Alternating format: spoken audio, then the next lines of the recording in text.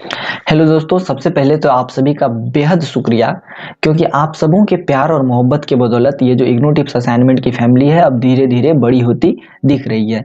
दोस्तों, मैं 2-4 महीने से कोई वीडियोस अपलोड नहीं कर रहा था, क्योंकि मैं ये सोच रहा था कि ये जो इग्नू टिप्स असाइनमेंट की फैमिली है ये ज़्यादा बड़ी नहीं हो पाएगी। लेकिन दोस्तों, मेरी ये सोच बिल्कुल गलत थी। आप लोगों के प्यार और मोहब्बत से ये फैमिली धीरे धीरे बड़ी होती दिख रही है। तो दोस्तों, मैंने जो यह फैसला पहले लिया था कि मैं आगे वीडियोस नहीं बनाऊंगा, मैं उस फैसले को बिल्कुल अब गलत समझता हूं और अब मैं आप लोगों के लिए आगे से लगातार वीडियोस बनाऊंगा।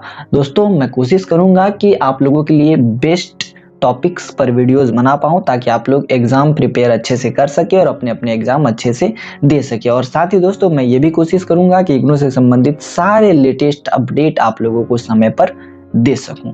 तो दोस्तों, इतनी जो मुख्य बातें थी, जो खुशी वाली बातें थी, वो मैंने आप लोगों को बता दी। अब सीधे सीधे मैं आप लोगों को लिए चलता हूं टॉपिक पर। तो दोस्तों, बहुत दिनों के बाद मैं वीडियोस बनाने जा रहा हूं, और मैं जो आज पहला वीडियो बनाऊंगा वो बनाऊंगा ग्रेजुएशन प्रोग्राम के, मतलब बीए प्रोग्राम के पॉलिटिकल साइंस के सब्जेक्ट पर। जो पॉलिटिकल साइंस का सब्जेक्ट है BPSC 131 an introduction to political science या an introduction to political theory, इसी तरह का एक सब्जेक्ट है। तो मैं आज इसी सब्जेक्ट के पहले चैप्टर पर वीडियो बनाऊंगा। तो दोस्तों, मैं आप लोगों को बता दूं कि ये जो बीएजी का जो प्रोग्राम है, इसी में ये पॉलिटिकल साइंस का कोर्स कोड है या सब्जेक्ट कोड है बीपीएससी 131। तो वैसे सभी स्टूडेंट जो कि बीएजी प्रोग्राम में एनरोलमेंट लिए हुए हैं, वो बीपीएससी 131 से संबंधित इस वीडियो को देख करके अपने एग्जाम प्रिपरेशन कर सकते हैं। और दोस्तों, वैसे स्टूडेंट जो कि बीए के ऑनर्स प्रोग्राम में एनरोलमेंट लिए हुए हैं और पॉलिटिकल साइंस से ऑनर्स कर रहे हैं, वैसे स्टूडेंट भी इस वीडियो को देख सकते हैं और अपने एग्जाम के लिए प्रिपेयर कर सकते हैं। क्योंकि जो बीएजी का जो पॉलिटिकल साइंस है और बीए ऑनर्स का जो पॉलिटिकल साइंस है लगभग सेम है, सिर्फ और सिर्फ पॉलिटिकल साइंस के ऑनर्स वाले प्रोग्राम में थोड़ा ज़्यादा कंटेंट दिया हुआ है।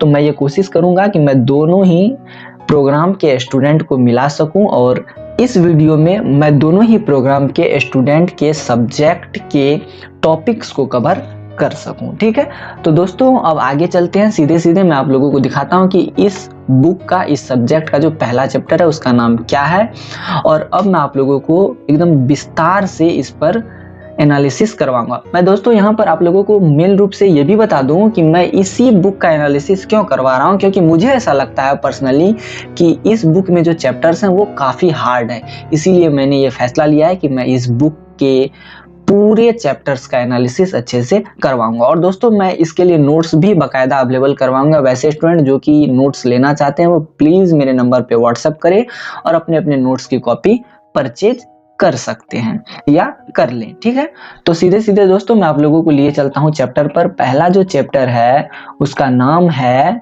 खंड 1 राजनीति सिद्धांत का परिचय। तो पहले चैप्टर का नाम क्या है दोस्तों? राजनीति क्या है। आप लोग यहाँ देख सकते हैं, पहला जो चैप्टर है उसका नाम है राजनीति क्या है। ठीक है, तो इसी पर अभी हम लोगों को चर्चा करनी है। नीचे लिए चलते हैं, देखते हैं कि क्या क्या सब बातें लिखी हुई है और फिर हम लोग डिस्कशन करेंगे। तो दोस्तों, सबसे पहले इस चैप्टर का उद्देश्य दिया हुआ कि आखिर हमें ये चैप्टर पढ़ना क्यों है। तो दोस्तों, मैं आप लोगों को बता दूं कि ये जो पॉलिटिकल साइंस में जो भी स्टूडेंट एनरोल हुए हैं, तो उन्हें सबसे पहले ये जानना होता है कि राजनीति क्या है, और राज्य का अर्थ क्या है, राजनीति का अर्थ क्या है, शक्ति क्या है, यही सब बातें जो है जाननी होती है। तो इसीलिए इस चैप्टर का उद्देश्य यही है कि अगर हम इस चैप्टर को पढ़ेंगे तो हम ये जानेंगे कि राजनीति क्या है, राज्य का अर्थ क्या है, शक्ति की अवधारणा का वर्णन कैसे कर सकते हैं हम लोग, शक्ति की क्या व्याख्या हो सकती है, यही सब बातें हम लोग जानेंगे। अब मैं आप लोगों को राजनीति से परिचित करवाता हूँ, राजनीति का परिचय अब मैं आप लोगों के सामने रखता हूँ।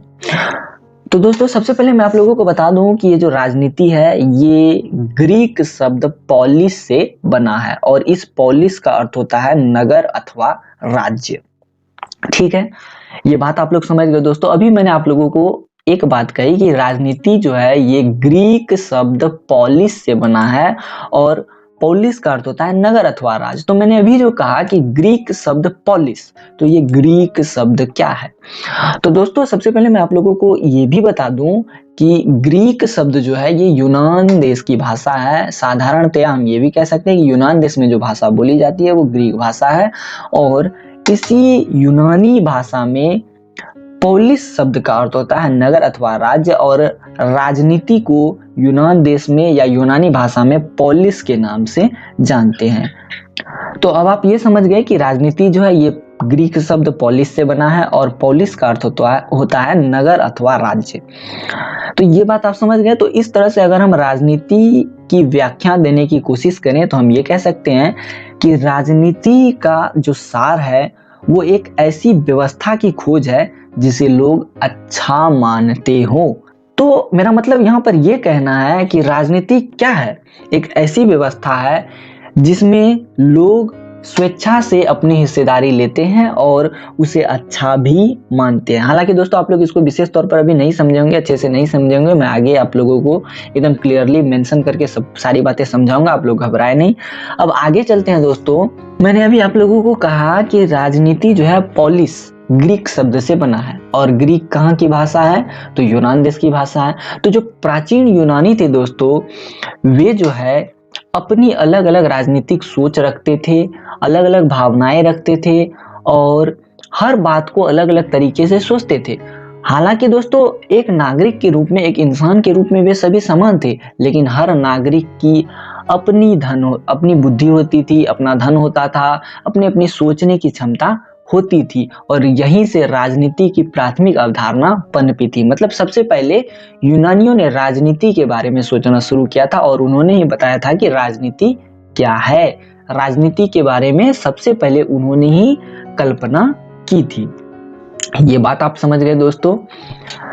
अब मैं आप लोगों को बताता हूं कि राजनीति के माध्यम से किस तरह से हम एक लोकतंत्र तक पहुंच सकते हैं। तो दोस्तों सबसे पहले होते हैं तानाशाह, ठीक है। अब तानाशाह क्या है, तो दोस्तों जब किसी एक विशेष व्यक्ति का शासन किसी समूह पर अथवा किसी संगठन पर या किसी प्रदेश पर या किसी क्षेत्र पर होता है, तो उस स्थिति में वो व्यक्ति तानाशाह के नाम से जाना जाता है। तो होता यूं है दोस्तों कि सबसे पहले तो तानाशाह किसी विशेष क्षेत्र अथवा किसी विशेष संगठन आदि पर शासन करता है, और तानाशाह की तानाशाही जब बढ़ती है, मतलब कठोरता बढ़ती है, तानाशाह एक विशेष व्यक्ति होता है, उसको तो केवल अपने फायदे से मतलब होता है, फिर चाहे वो संगठन में किसी भी तरह का व्यवहार करे। मान लिया जाए, मैं आपको एक उदाहरण देता हूँ, अभी शायद उत्तर कोरिया में शायद अभी किम जोंग का शासन है। किम जोंग एक तानाशाह है, और किम जोंग अगर वो अपने फायदे के लिए चाहे कि उत्तर कोरिया के सभी नागरिकों को मार दिया जाए, तो अगर वो ऐसा सोचते हैं तो वो आसानी से मरवा सकते हैं सभी नागरिकों को, क्योंकि सारे के सारे जो शासन व्यवस्थाएं हैं, सारी की सारी जो शासन व्यवस्थाएं हैं, वो तो अभी किम जोंग के हाथ में। किम जोंग जो चाहे वो कर सकता है। तो तानाशाही बढ़ेगी तो लोगों में क्या होगा कि जो खौफ है तानाशाह का वो खत्म होगा, लोगों में विरोध की भावना जगेगी, और लोग जो है तानाशाह का विरोध करेंगे, और इससे क्या होगा कि अभिजात वर्ग का उदय होगा। अब अभिजात वर्ग का क्यों उदय होगा वो भी मैं आप लोगों को बता देता हूं दोस्तों।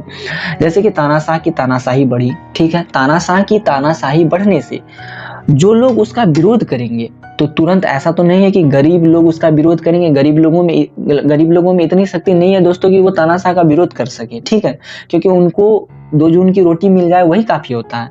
तो तानाशाह का विरोध कौन करते हैं? जो अमीर लोग होते हैं, जो अभिजात लोग होते हैं, जो अभिजात वर्ग के लोग होते हैं, ठीक है, क्योंकि उन्हें सुख सुविधा में कमी होने लगती है। अगर तानाशाह अपनी तानाशाही पे उतर जाए तो उनके सुख सुविधा में कमी आने लगेगी।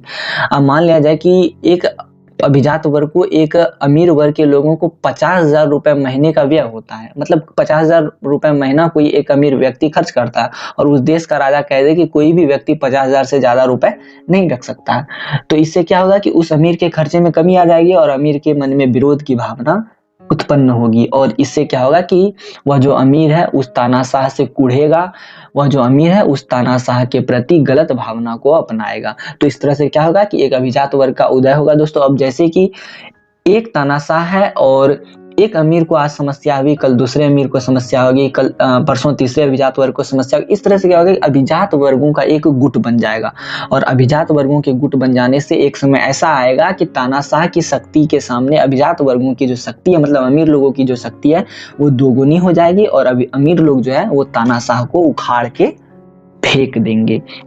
ये बात समझ गए दोस्तों। अब जैसे ही तानाशाह को उखाड़ कर फेंक दिया जाएगा तो अभिजात वर्ग के जो लोग हैं, जो अमीर वर्ग के लोग हैं, अब क्या करेंगे, वो गरीब लोगों पर शासन करने लगेंगे। ये बात आप समझ गए दोस्तों।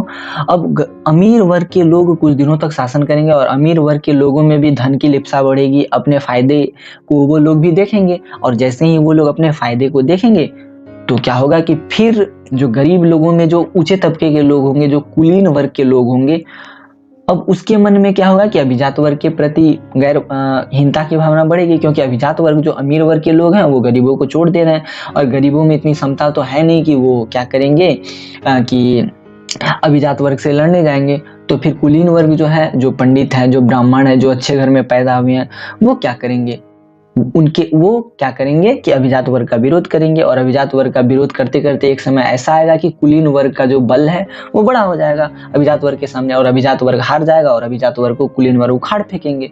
अब कुलीन वर्ग क्या करेंगे, फिर शासन करने लगेंगे।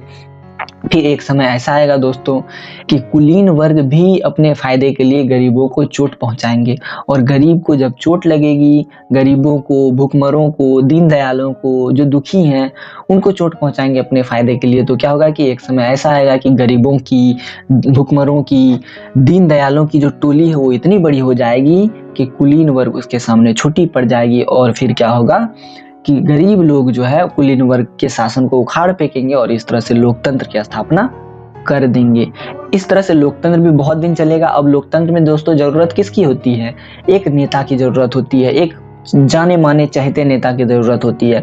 और लोकतंत्र में क्या होता है कि नेता आते जाते रहते हैं, लेकिन कोई ऐसा भी नेता आता है जो करिश्माई नेतृत्व का होता है। जैसे कि अभी मैं किसी पॉलिटिकल पार्टी का विरोध नहीं कर रहा हूँ या किसी पॉलिटिकल पार्टी का समर्थन नहीं कर रहा हूँ, ये मैं पहले ही कह देता हूँ। जैसे कि मैं उदाहरण आप लोगों को दे देता हूँ दोस्तों, नरेंद्र मोदी जी का। मैं इसको एक करिश्माई नेतृत्व का व्यक्ति मानता हूँ, हालांकि ये एक पार्टी के नेता है, ठीक है।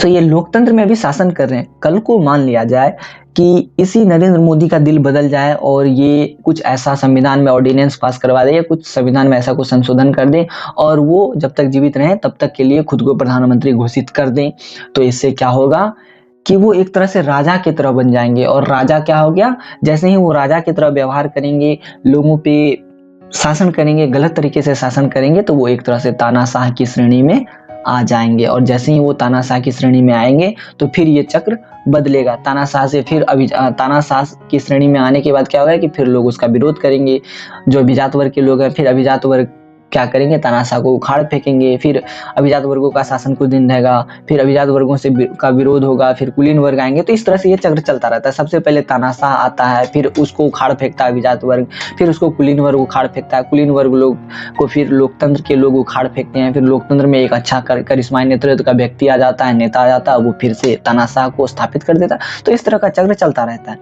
ठीक है। तो अब आप लोग ये समझ गए होंगे दोस्तों कि राजनीति जो है यह ग्रीक शब्द पॉलिस से बना है। पॉलिस का अर्थ होता है नगर अथवा राज्य, और नगर अथवा राज्य पर जो शासन करते हैं, मतलब जो लोकतांत्रिक शासन तरीके से या किसी भी तरीके से शासन करते हैं, तो वे राजनीति करते हैं। और राजनीति में लोकतंत्र की स्थापना कैसे होती है ये भी मैंने आप लोगों को बता दिया। तानाशाह, अभिजात वर्ग, कुलीन वर्ग, लोकतंत्र नेता, मतलब तानाशाह से अभिजात वर्ग, अभिजात वर्ग से कुलीन वर्ग, कुलीन वर्ग से लोकतंत्र, लोकतंत्र से नेता, फिर से तानाशाह, ये एक चक्र चलता रहता है। अब दोस्तों ये जो राजनीति है इसके बारे में, मतलब ये जो राजनीति क्या है इसके बारे में अरस्तु नाम के एक दार्शनिक हुए। तो दार्शनिक अरस्तु का ये विचार था कि लोकतंत्र में कुछ ऐसे तत्व हैं जो कि संतुलित संविधान के लिए जरूरी है और वास्तव में उसे वह राजतंत्र की संज्ञा देते थे। मतलब अरस्तु का विचार था कि लोकतंत्र में, जैसे कि लोकतंत्र बहुत बड़ा है, इसमें बहुत सारे सिस्टम है, जैसे कि कार्यपालिका है, न्यायपालिका है, विधायिका है, तो सभी मिल करके लोकतंत्र का निर्माण करते हैं। तो लोकतंत्र में ऐसे बहुत से तत्व हैं जिनका होना आवश्यक है ताकि व्यक्ति समाज में संतुलित ढंग से रह सके, और इन्हीं सारे तत्वों को अरस्तु क्या कहते थे, राजतंत्र कहते थे। तो दोस्तों ये बात आप समझ गए। अब दोस्तों अभी ऊपर में मैंने आप लोगों को एक चक्र बताया था, तानाशाह से अभिजात वर्ग, अभिजात वर्ग से कुलीन वर्ग, कुलीन वर्ग से लोकतंत्र, लोकतंत्र से नेता, और फिर नेता से तानाशाह। तो उसमें मैंने आप लोगों को जो अभिजात वर्ग के बारे में बताया, तो ये क्या है इसके बारे में भी मैं आप लोगों को संक्षेप में बता देता हूँ। पहले मैं नहीं बता पाया, मुझे याद नहीं रहा, मैं अभी बता देता हूँ। तो अभिजात वर्ग का मतलब होता है दोस्तों वैसे लोग जो कि गरीबों से ऊपर होते हैं, वो अभिजात वर्ग के अंतर्गत आते हैं। फिर चाहे वो किसी भी कुल में पैदा हुए हों, किसी भी धर्म में पैदा हुए, उससे कोई मतलब नहीं है। तो वे अभिजात वर्ग के अंतर्गत आते हैं, मतलब किसी भी कुल में पैदा हुए हो, किसी भी धर्म में पैदा हो, उससे मतलब, लेकिन वो गरीबों से ऊपर हैं, मतलब अमीरी रईसी करते हैं, तो वो अभिजात वर्ग के लोग हैं। लेकिन जो कुलीन वर्ग के लोग हैं उसमें केवल वही लोग आएंगे जो कि अच्छे कुल में पैदा हुए हैं, जैसे कि कोई ब्राह्मण में पैदा हुआ है, कोई क्षत्रिय में पैदा हुआ, तो वे सारे लोग जो कि अच्छे कुल में पैदा हुए हैं वे कुलीन वर्ग के अंतर्गत आएंगे। ये बात आप समझ गए दोस्तों। तो अरस्तु का जो विचार था राजनीति क्या है इसके संबंध में, ये भी मैंने आप लोगों को बता दिया। अब नीचे चलते हैं, देखते हैं कि आगे क्या पढ़ना है। तो आगे है दोस्तों, राजनीति एक व्यवहारिक गतिविधि के रूप में। तो दोस्तों चलिए इस पर डिस्कस कर लेते हैं। और मैं आप लोगों को बता दूं दोस्तों कि ये जो बातें मैं आप लोगों को बता रहा हूँ, इस पर एक नोट्स भी मैं आप लोगों को अवेलेबल करवा सकता हूँ। जो भी व्यक्ति पूरे के पूरे बीपीएससी 131 पॉलिटिकल साइंस के बुक का पूरा एकदम विस्तार नोट्स चाहते हैं, पूरा अच्छा डिटेल एनालिसिस वाला नोट्स चाहते हैं, तो वो कृपया मुझे व्हाट्सएप करें। मेरा व्हाट्सएप नंबर है 9523779253 और आप लोग व्हाट्सएप करके अपने अपने नोट्स के कॉपीज पा सकते हैं। और नोट्स के कॉपीज के लिए कोई ज़्यादा चार्ज नहीं लगेगा दोस्तों, एकदम नॉमिनल चार्ज लगेगा और आप लोग नॉर्मल चार्ज में ही पूरे के पूरे बुक के नोट्स को परचेज कर सकते हैं। अब आगे जो डिस्कशन हम लोगों को करना है सीधे वहां चलते हैं। डिस्कशन करना हम लोगों को राजनीति एक गतिविधि के रूप में, इस पर डिस्कशन हम लोगों को करना है। तो दोस्तों राजनीति एक गतिविधि के रूप में ऐसी घटना है जो पूरे समाज में, समूह में तथा संस्थानों में पाई जाती है और यह सामाजिक समस्याओं के समाधान तथा विकास व संकल्प के मूल में मौजूद है, मूल में स्थित है। राजनीति हमारे जीवन के सभी पहलुओं का निर्माण करती है। तो अभी मैंने आप लोगों को बताया दोस्तों, एक गतिविधि के रूप में राजनीति एक ऐसी घटना जो पूरे समाज में, समूहों में तथा संस्थान में पाई जाती है। अब कैसे पाई जाती है मैं इस पर भी डिस्कशन अभी करवा देता हूँ। जैसे दोस्तों आप जहां भी नजर खिड़ा के देख ले, नजर उठा के जहां भी देख ले, आप जैसे कि 5 लोग एक जगह मिल गए, ठीक है। अब मान लिया जाए कि 5 दोस्त आपस में एक जगह मिल गए और पांचों दोस्त आपस में बातें कर रहे हैं, एक ट्रिप की तैयारी कर रहे हैं। मतलब आप लोग ये सोच रहे हैं चलो भाई गोवा चलते हैं, गोवा जाने के बारे में आप लोग सोच रहे हैं। कुत्ते की आवाज आ रही होगी दोस्तों, मैं आप लोगों से क्षमा चाहता हूँ, नीचे कुत्ता भौंक रहा है, मैं बिल्कुल माफी चाहता हूँ आप लोगों से। तो अभी हम लोग बात कर रहे थे कि मान लीजिए 5 दोस्त आप लोग एक जगह मिल गए और आप लोगों ने गोवा जाने के ट्रिप की तैयारी कर ली। गोवा ट्रिप की तैयारी आप लोगों ने कर ली, तो आप लोग ये सोच रहे हैं कि क्या लेके जाना है, कैसे जाना है, कितने पैसे खर्च करने हैं, तो आप लोग ये सभी बातें सोच रहे हैं। तो ये जो सोच रहे हैं दोस्तों, प्रश्न उत्तर कर रहे हैं, मतलब अपने मन में प्रश्न उत्तर कर रहे हैं। आप सोच रहे हैं 5,000 लेके जाऊं कि 6,000 लेके जाऊं कि 4,000 लेके जाऊं, तो ये क्या है दोस्तों, यही राजनीति है। तो राजनीति जो है हर जगह पाई जाती है। जैसे कि एक कोई संस्था है, जैसे मान लीजिए कि एक स्कूल है, उसमें 15 व्यक्ति कार्यरत है, 15 टीचर्स कार्यरत हैं। तो वहां पर क्या है कि कोई मान लीजिए कि 2 पॉलिटिकल साइंस का ही टीचर हो गया और दोनों अच्छे पढ़ाते हैं, तो दोनों में ईर्ष्या की भावना होगी, जलन की भावना होगी। दोनों सोचेंगे कि एक दूसरे को नीचा कैसे दिखाया जाए। अगर वो दोनों कुटिल स्वभाव के होंगे तब, अगर अच्छे स्वभाव के होंगे तो कोई बात नहीं, तब दोनों अच्छे से मेल से रहेंगे। लेकिन अगर वो दोनों कुटिल स्वभाव के होंगे, धूर्त स्वभाव के होंगे, तो दोनों सोचेंगे कि एक दूसरे को कैसे नीचे दिखाया जाए। तो ये जो कैसे नीचे दिखाया जाए दोस्तों, यही तो राजनीति है। और ये राजनीति कहाँ हो रही है, एक संस्थान में हो रही है। विद्यालय क्या है, एक संस्थान है। तो दोस्तों राजनीति एक ऐसी घटना है जो पूरे समाज में होती है, समूह में होती है और संस्थान में होती है। और स्पष्ट शब्दों में मैं भी आप लोगों को कह देता हूं दोस्तों, जहां पर भी कोई प्रश्न उठ जाता है क्या, कैसे, क्यों, वहां राजनीति है। फिर चाहे वो आप स्वयं से ही क्यों नहीं बात कर रहे हैं, क्या, कैसे, क्यों, वहां भी राजनीति। अगर आप कुछ सोचते हैं तो वो भी राजनीति ही है दोस्तों, ठीक है। तो राजनीति एक ऐसी घटना है जो पूरे समाज में, समूह में, संस्थान में हर जगह पाई जाती है। और राजनीति का सार जो होता है, अभी तुरंत मैंने आप लोगों को बताया कि एक ऐसी व्यवस्था की खोज है जिसको लोग अच्छा समझते हो, जिसमें लोग खुश रहते हो। तो राजनीति जो है यह सामाजिक समस्याओं के समाधान में तथा समाज के विकास के व समाज के अच्छे संकल्प के मूल में स्थित है। जैसे कि मान लिया जाए कि आप किसी गांव में रहते हैं, गांव की सड़क खराब है, ठीक है। तो अब ये गांव की जो सड़क खराब है, ये एक सामाजिक समस्या है, क्योंकि गांव का जो सड़क है, गांव की जो सड़क है, ये कोई आपकी पर्सनल संपत्ति नहीं है, व्यक्तिगत संपत्ति नहीं है। ये क्या है, एक सामाजिक संपत्ति है। तो जो समाज का व्यक्ति है, जो गांव का जो व्यक्ति है, हर व्यक्ति सोचेगा कि किस तरह से इस सड़क को ठीक किया जाए। तो अगर सड़क को ठीक करने की बात सब व्यक्ति सोच रहे हैं तो ये क्या है, सामाजिक समस्याओं का समाधान ही तो है। और अगर कोई सड़क ठीक करने की सोच रहा है, इसका मतलब यह है कि गांव के विकास के बारे में सोच रहा है वो। तो दोस्तों, इस तरह से राजनीति ऐसी घटना है जो पूरे समाज में, समूह में, संस्थान में मौजूद है और यह सामाजिक समस्याओं के समाधान में तथा उसके विकास व संकल्प के मूल में स्थित है। और राजनीति हमारे जीवन के सभी पहलुओं का निर्माण करती है। हमारे जीवन के सभी पहलुओं में राजनीति स्थित है, क्योंकि अभी तुरंत मैंने आप लोगों को बताया दोस्तों, आप जो सोच रहे हैं वो भी राजनीति है। मैं जो भी आप लोगों से बातें कर रहा हूँ यह भी राजनीति है, क्योंकि मैं आप लोगों से बात इसलिए कर रहा हूँ क्योंकि यूट्यूब से एकदम सीधे शब्दों में यूट्यूब से मुझे पैसा मिलेगा, ठीक है। इसीलिए मैं आप लोगों से इस तरह से बातें कर रहा हूँ, क्योंकि मेरा यहाँ स्वार्थ सिद्ध हो रहा है। तो सार्वजनिक हितों की आड़ में जो निजी हितों की पुष्टि है दोस्तों, वही राजनीति है। आप लोग बिल्कुल ये मान कर चलिए। पता नहीं दोस्तों, यहाँ बहुत सारे कुत्ते भौंक रहे हैं। हालांकि मुझे ये नहीं पता कि आवाज़ आप लोगों तक जा रही है या नहीं जा रही है। अगर नहीं जा रही है तो बहुत अच्छी बात है, अगर जा रही है तो दोस्तों मैं आप लोगों से दिल से क्षमा मांगता हूँ। पता नहीं क्यों यहाँ नीचे बहुत सारे कुत्ते भौंक रहे हैं। तो दोस्तों, ये बात आप लोग समझ गए, राजनीति एक व्यवहारिक गतिविधि के रूप में क्या है, तो पूरे समाज में, समूह में तथा संस्थान में पाई जाने वाली एक घटना है और यह सामाजिक समस्याओं के समाधान में तथा विकास में व उसके संकल्प में, मतलब जो अच्छे संकल्प है उसके मूल में स्थित है। और राजनीति हमारे जीवन के सभी पहलुओं में स्थित है। और मैंने अभी तुरंत आप लोगों को कहा कि जीवन के प्रत्येक क्षेत्र में राजनीति स्थित है। अगर आप कुछ सोचते हैं तो वह भी राजनीति है। और दोस्तों, मेनली क्या है कि राजनीति को जो है परिभाषित करना कठिन है। राजनीति को परिभाषित करना क्यों कठिन है? क्योंकि राजनीति की परिभाषा ऐसे ही सिंपल तरीके से, साधारण तरीके से नहीं दी जा सकती है, क्योंकि हर जगह राजनीति है। सोचना राजनीति है, बैठना राजनीति है, बोलना राजनीति है, सब तो राजनीति ही है। इसीलिए राजनीति को परिभाषित करना बहुत कठिन है, बहुत कठिन है। लेकिन संक्षेप में राजनीति को परिभाषित जरूर किया जा सकता है। तो दोस्तों, संक्षेप में राजनीति एक ऐसी गतिविधि है जिसमें समूह के सदस्य जो है सामंजस्य स्थापित करने के लिए सामूहिक निर्णय तक पहुंचते हैं। राजनीति तभी सामूहिक गतिविधि होती है दोस्तों जिसमें मनुष्य या तो सदस्यता स्वीकार करते हैं या कुछ हद तक साझा नियत को स्वीकार करते हैं। राजनीतिक निर्णय जो है वो समूह द्वारा लिए गए आधिकारिक निर्णय होते हैं जिन्हें समूह के सदस्यों को मानना ही पड़ता है।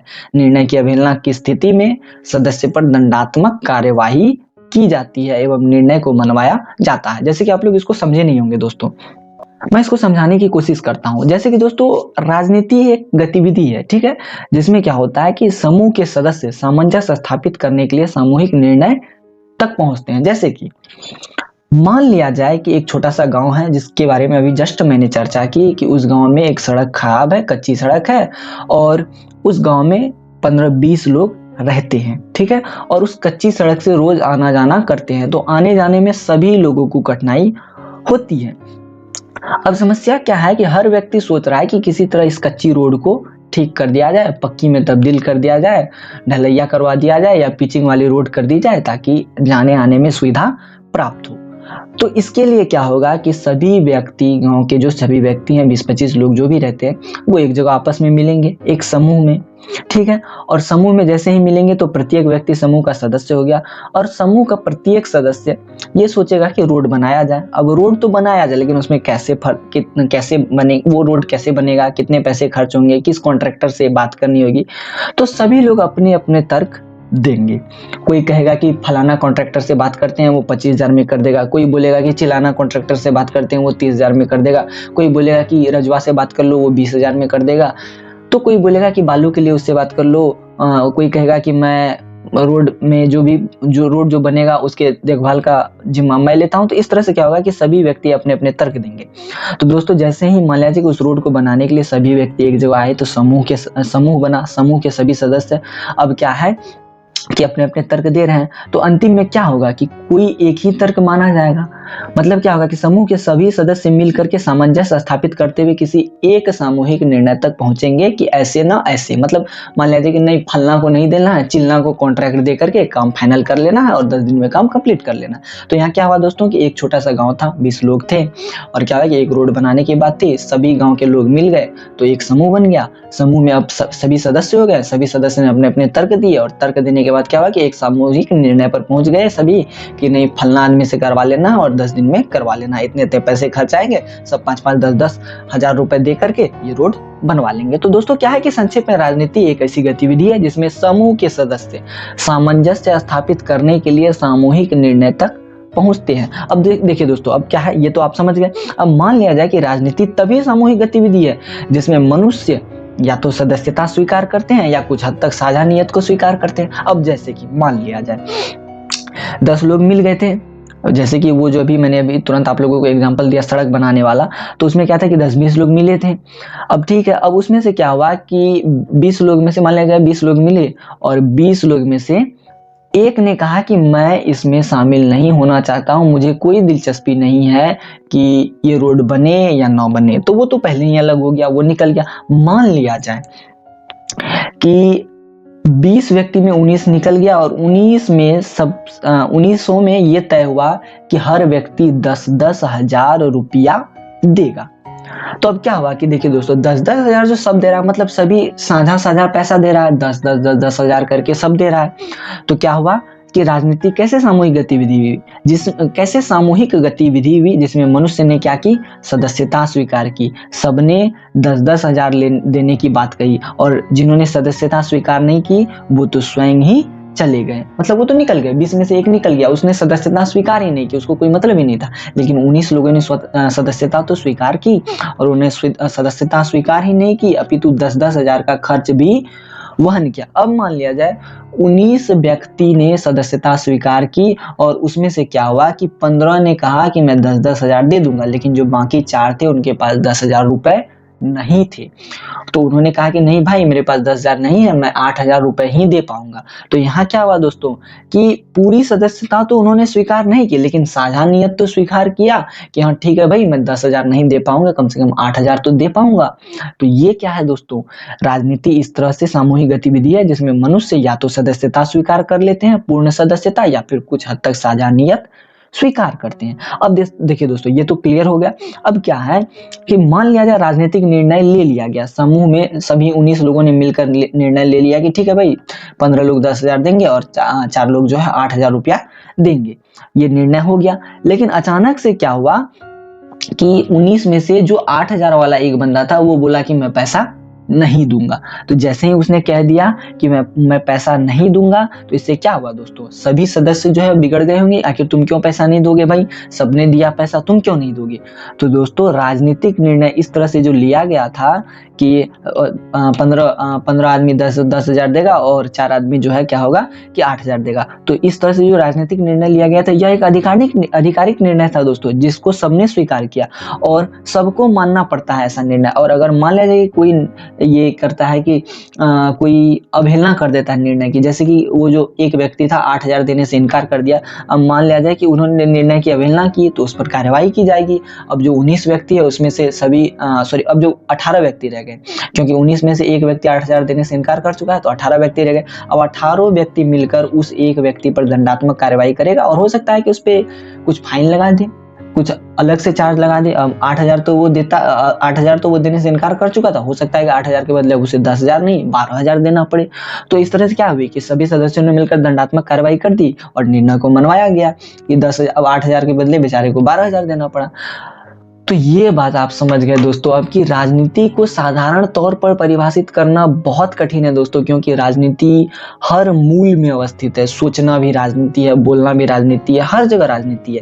लेकिन संक्षेप में राजनीति ऐसी गतिविधि है जिसमें समूह के सदस्य सामंजस्य स्थापित करने के लिए सामूहिक निर्णय तक पहुंचते हैं और सामूहिक निर्णय तक पहुंचने के बाद समूह के सदस्य या तो सदस्यता स्वीकार करते हैं संगठन में या फिर कुछ हद तक साझा नियत को स्वीकार करते हैं और राजनीतिक निर्णय जो है समूह द्वारा लिए गए आधिकारिक निर्णय होते हैं, और जो भी व्यक्ति या जो भी समूह के सदस्य उस निर्णय को नहीं मानते हैं, निर्णय की अवहेलना करते हैं, तो उस पर दंडात्मक कार्यवाही की जाती है और फिर उस निर्णय को मनवाया जाता है। तो ये बात भी आप लोग बेहद अच्छे तरीके से समझ गए होंगे दोस्तों।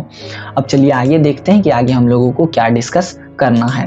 अब है दोस्तों राजनीति की प्रकृति। तो दोस्तों जैसे ही मैंने आप लोगों को अभी जस्ट बताया कि राजनीति जो है संक्षेप में गतिविधि है, तो राजनीति की प्रकृति क्या है? तो दोस्तों राजनीति की प्रकृति ये होती है कि लोग या तो उसमें पूर्ण सदस्यता स्वीकार कर लेते हैं या फिर कम से कम साझा नियत स्वीकार करते हैं। ये बात मैंने आप लोगों को अभी जस्ट बताई है, इसमें बताने की कोई बात नहीं है, ठीक है। राजनीति की प्रकृति क्या होती है कि साझा नियत की प्रकृति होती है, जिसमें लोग सदस्यता स्वीकार करते हैं या फिर कम से कम साझा नियत तो अपनाते ही हैं।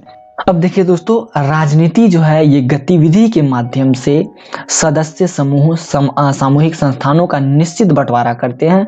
इस तरह राजनीति किसी सदस्य समूह अथवा सामान्य मानव के जीवन का अभिन्न हिस्सा है, जिससे वह कभी भी दूर नहीं भाग सकता। यह राजनीति की एक प्रकृति है दोस्तों। जैसे कि राजनीतिक गतिविधि हुई, मैं आपको अभी जस्ट वही सड़क वाला उदाहरण से समझाने की कोशिश करता हूँ। जैसे कि वो जो सड़क बनाने की बात हुई थी, 20 लोग मिले थे, 19 ने तय किया कि ठीक है हम इतना इतना पैसा देंगे और वो सड़क बनाएंगे।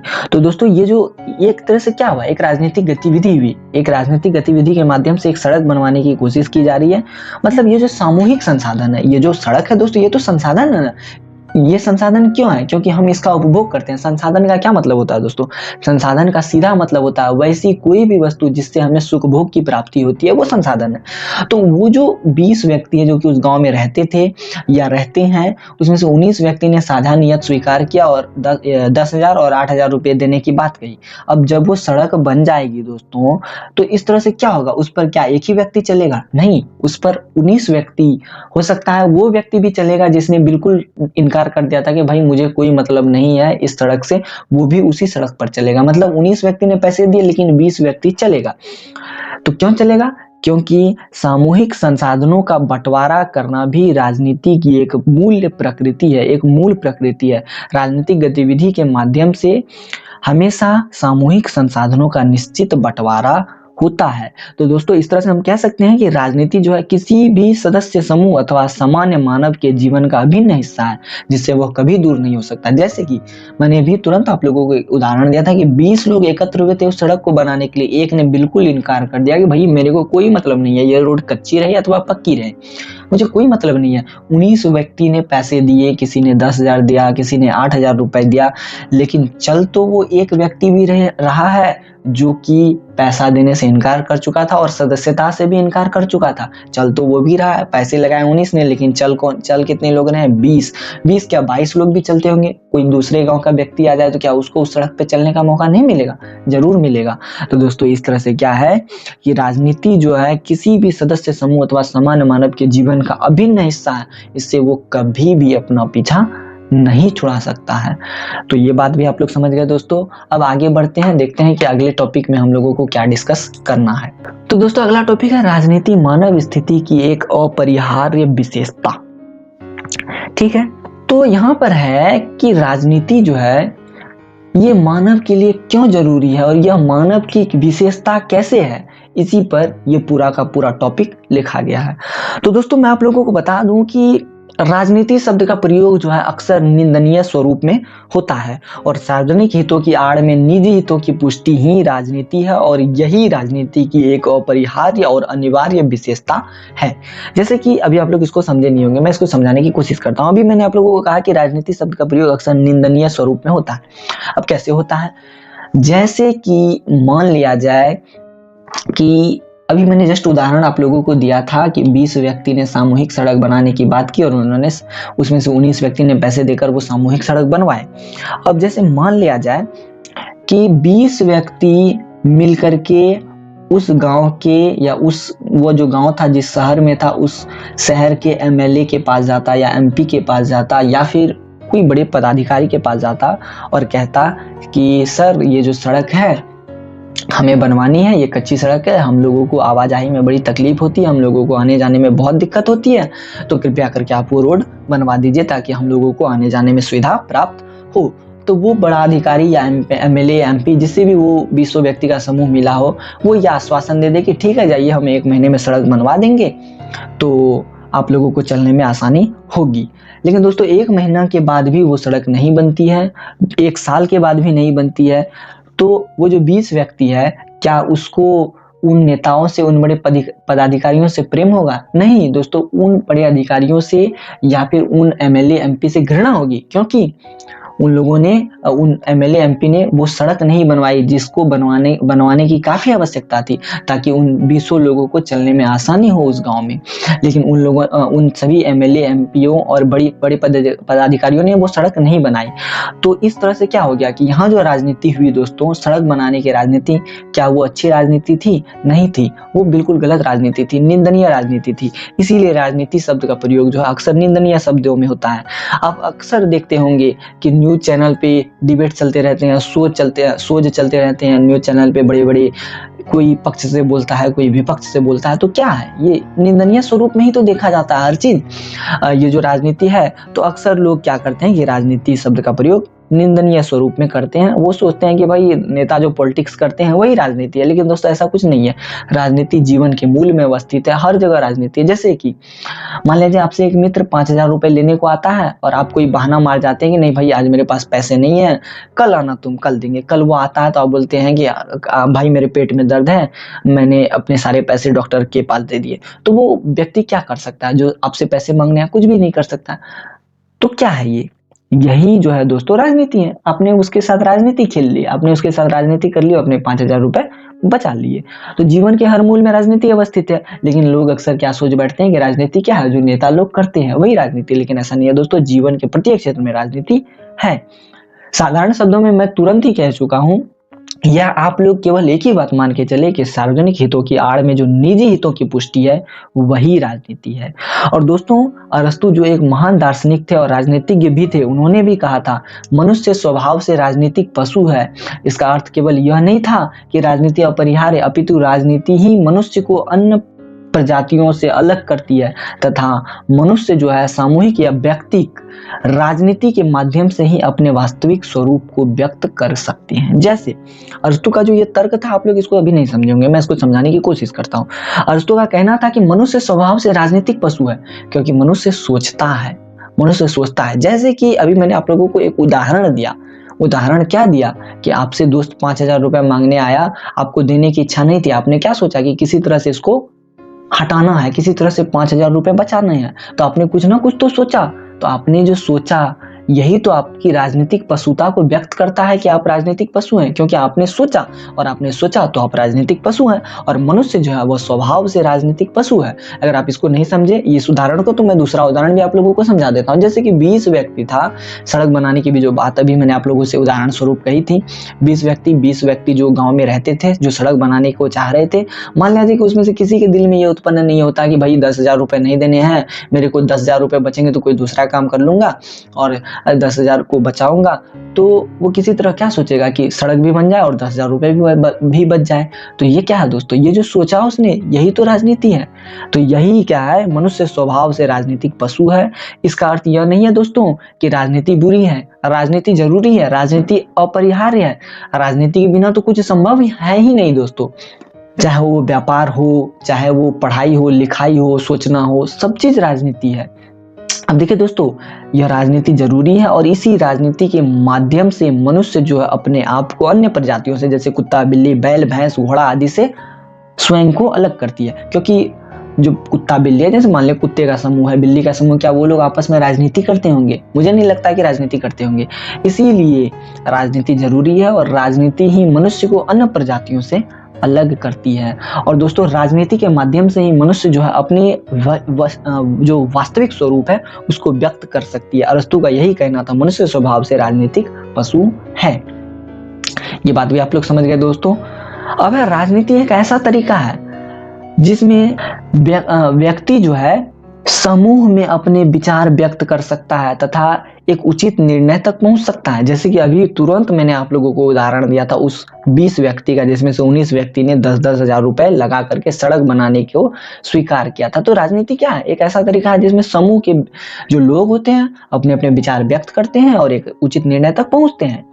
और दोस्तों इसी तरह एक और बड़े दार्शनिक हुए, बड़े राजनीतिक हुए, जिसका नाम था सिवेली। और सिवेली ने कहा था राजनीति एक ऐसा तरीका है जिसके माध्यम से सबसे अच्छा समाधान निकाला जा सकता है, या फिर कम से कम एक उचित समाधान तक तो पहुंचा ही जा सकता है। यानी राजनीति में जनता की पसंद शामिल होती है।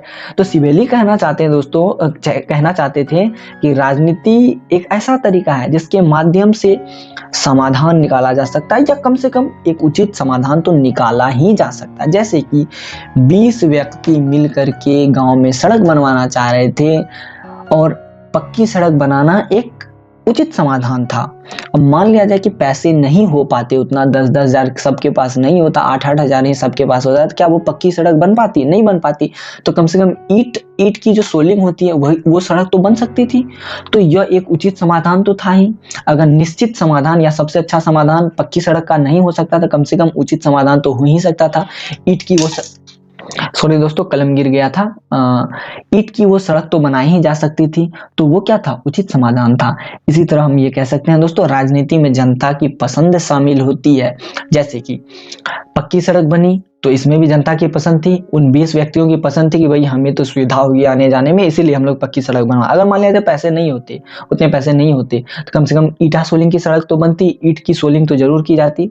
तो ईट सोलिंग जो की जाती दोस्तों, तो वो भी तो एक उचित समाधान था, उसमें भी तो जनता की पसंद होती, आखिर ईट सोलिंग में वो भी तो चलते। तो ये था दोस्तों, राजनीति मानव की एक अपरिहार्य विशेषता है। तो मुझे लगता है कि आप लोग ये भी समझ गए होंगे कि आखिर क्यों एक अनिवार्य और अपरिहार्य विशेषता है राजनीति मानव की। तो बहुत लंबा हो गया वीडियो दोस्तों, मैं उम्मीद करता हूँ कि ये वीडियो आप लोगों को बेहद पसंद आया होगा। हालांकि अभी एक पेन गिर गया था मेरे हाथ से और आवाज़ आई होगी और मेरा फ्लो भी बिगड़ गया था, मैं क्षमा चाहता हूँ आप लोगों से। अब आज की वीडियो में इतना ही रहने देते हैं दोस्तों। हालांकि आगे मैं कोशिश करूंगा कि एक दिन में एक चैप्टर कम से कम आप लोगों को पढ़ा सकूं। और अभी के लिए बस इतना ही। Till then tata bye bye दोस्तों, फिर मिलते हैं नेक्स्ट वीडियो में इसी के अगले टॉपिक पे। अगला टॉपिक क्या है वो भी देख लेता हूँ जरा, ताकि आप लोगों को भी थोड़ी आसानी हो, आप लोग भी थोड़े से तैयार होकर रहें। अगला टॉपिक होगा शायद दोस्तों, अगला टॉपिक है दोस्तों राजनीति क्या है। तो हम लोग आगे बात करेंगे कि राजनीति क्या है, उसके बाद हम लोग देखेंगे राजनीति क्या है के बाद राज्य क्या है, ये भी हम लोग देख लेंगे। उसके बाद और भी कुछ है तो देख ले जरा। नहीं दोस्तों, मुझे नहीं लगता है कि अभी इस चैप्टर में कुछ होगा। हाँ, एक और है, राजनीति एक व्यवसाय के रूप में। तो ये जो 3 टॉपिक है मेन रूप से, इन तीनों टॉपिक्स और एक ये भी है दोस्तों, शक्ति का वैध प्रयोग, इस पर भी हम लोग अगले वीडियो में चर्चा कर लेंगे और इस पूरे चैप्टर को कंप्लीट कर देंगे। मैं उम्मीद करता हूँ कि ये वीडियो आप लोगों को पसंद आएगा।